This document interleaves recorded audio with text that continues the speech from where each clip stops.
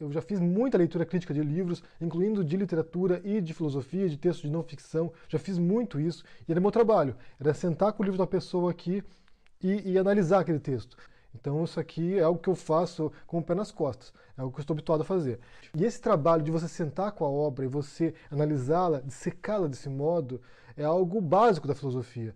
É algo que um aluno de filosofia do primeiro ano tem que fazer. O mais mínimo que você tem que saber quando você acaba um curso de filosofia é saber reconhecer o estrume.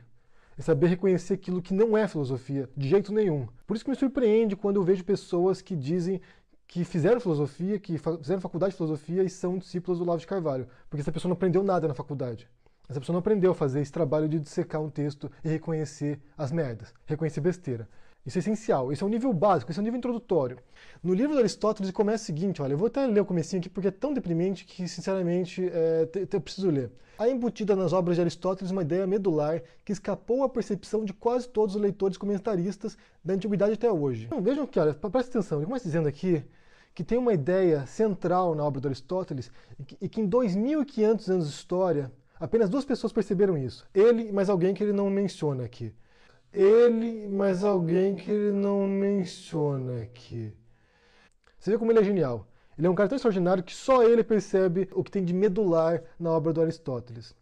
Só ele percebe. Só ele percebe a ideia central do Aristóteles. Só ele. Só ele. Todos os outros não sabem disso. Todos os outros não são filósofos, ninguém mais é. Só ele. Eu não vou ler os textos dele agora, realmente não tenho o menor interesse de ler mais textos do Olavo de Carvalho, já fiz minha cota, já cumpri o meu karma já nessa vida. Não pretendo ler mais nenhuma obra do Olavo. Para quem quer aprender a argumentar, é ler os bons argumentadores. Ele é quem sabe o que faz, não ler autores pseudo-filósofos, líderes de seita como o Olavo. Isso aí eu passo. Obrigado. E a falácia do espantalho é justamente isso, quando você ataca um argumento que não foi apresentado, ou quando você distorce o argumento de uma pessoa. Então você pega algo que não foi dito, ou não foi dito daquela maneira, e você cria um espantalho a partir disso. Então você ataca algo que não foi dito, ou que não é assim. Há embutida nas obras de Aristóteles uma ideia medular que escapou à percepção de quase todos os leitores comentaristas da antiguidade até hoje. Você vê como ele é genial. Ele é um cara tão extraordinário que só ele percebe o que tem de medular na obra do Aristóteles. Só ele percebe. Só ele percebe a ideia central do Aristóteles. Só ele. Só ele. Todos os outros não sabem disso. Todos os outros não são filósofos, ninguém mais é. Só ele.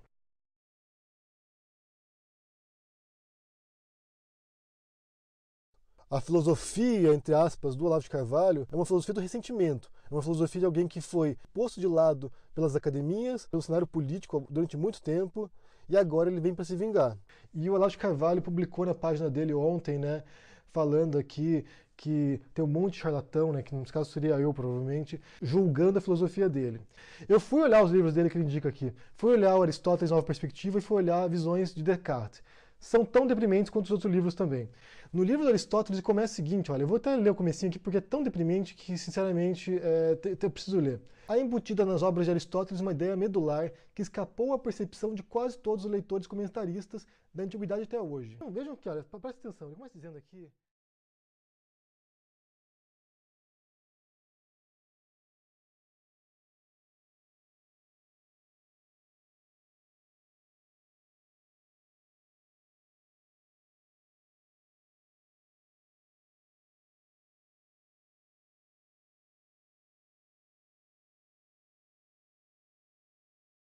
A Tati Filtrin tinha lido esse livro e disse que tinha gostado, então fui ler essa porcaria.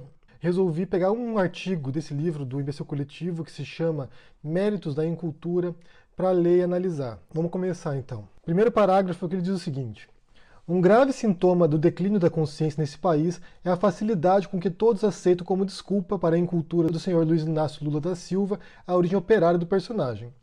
É absolutamente falso que o líder de uma classe deva ter apenas o nível de instrução médio dos membros dessa classe. O líder de um partido burguês, então, deveria ser inculto como a média dos burgueses. Vamos analisar logicamente esse começo aqui. Aqui você tem uma petição de princípio. Ele já afirma que desse declínio da consciência, como se fosse uma verdade. Ele não está investigando esse declínio da consciência, ele não está partindo das premissas para a conclusão, ele já tem a conclusão. Há um declínio da consciência, sabe-se lá o que isso quer dizer? Um declínio da cultura, um declínio da intelectualidade, um declínio da educação, o que é isso?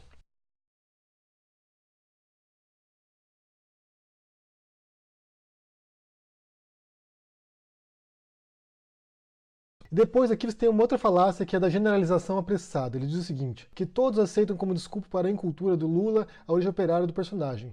Todos quem? Quem são esses todos? Todos aceitam como desculpa a origem operária do Lula? Eu imagino que deve haver muitas pessoas naquela época mesmo que não aceitavam a origem operária dele como desculpa para certos comportamentos, ou certas falas dele, ou certos pensamentos dele. E você vê uma falácia etimológica aqui, né, quando ele fala inculto. A que ele se refere a isso? Desde o ponto de vista da sociologia, todos nós temos cultura. Ninguém é inculto. Tá quanto a melancia? R$7, brother. Faz as duas por 14? Não tem jeito não. Todos nós temos um tipo de cultura, uma variação de cultura. Aqui claramente ele está se referindo à alta cultura, né, entre aspas, aquilo que se chama de alta cultura, que é a cultura da elite. E outra expressão que me incomoda muito é esse verdadeira cultura. O que é isso?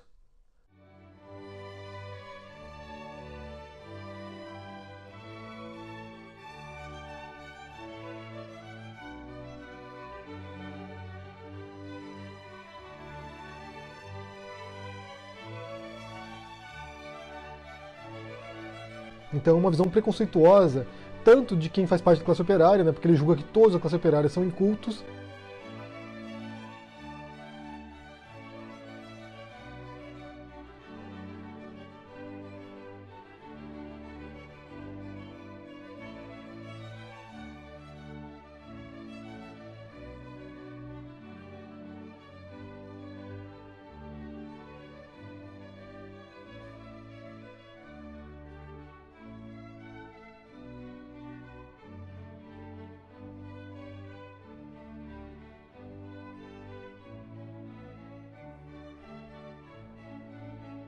aqui claramente está se referindo à alta cultura, né, entre aspas, aquilo que se chama de alta cultura, que é a cultura da elite.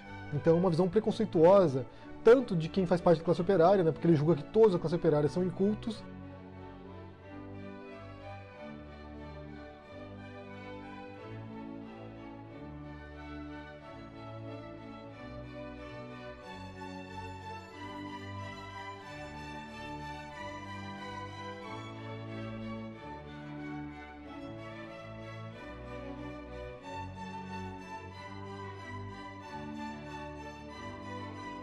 porque ele está atacando algo que ninguém afirma. Ninguém afirma que ostentar diplomas é sinal de cultura. Ninguém afirma isso. Isso vindo de alguém que não tem educação formal. Isso vindo de alguém que não tem nem o ensino fundamental completo. Esse é um ponto interessante que pode ser aplicado ao próprio Olavo de Carvalho. Um sujeito sem educação formal, sem formação universitária, que não acabou nem o ensino fundamental e que se tornou referência intelectual para o Brasil.